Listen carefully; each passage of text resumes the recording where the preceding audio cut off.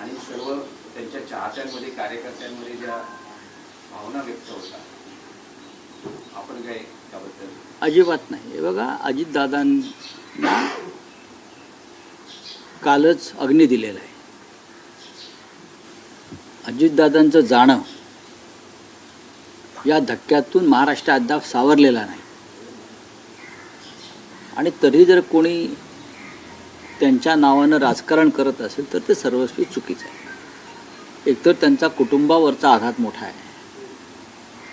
त्यांचे जे तळागाळाचे वरचे सोडून द्या, ते मंत्री वगैरे ते त्यासाठी झालेले असतात, बरं का. तळागाळाचा कार्यकर्ता जो आहे, सामान्य माणूस आहे, ज्यांचा अजितदादांशी अनेक कारणांना संबंध आला, त्यांना बसलेला धक्का हा महत्त्वाचा आहे. अशा वेळेला राजकीय चर्चा करणं पुढले 15 दिवस, किमान 15-20 दिवस, हे सर्वस्वी अमानुष आहे.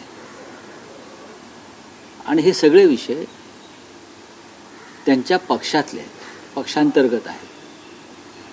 आणि अशा पक्षांतर्गत विषयावरती या क्षणी आम्ही बोलणं हे योग्य नाही, किंवा त्यांच्या कुटुंबाच्या संदर्भात काही निर्णय असतील त्याच्यावरती आम्ही मत व्यक्त करणं हे योग्य नाही. कारण आपण पाहिलं असेल, कारण कुटुंब पूर्णपणे कोलमडून पडलेलं आपण पाहिलं असेल.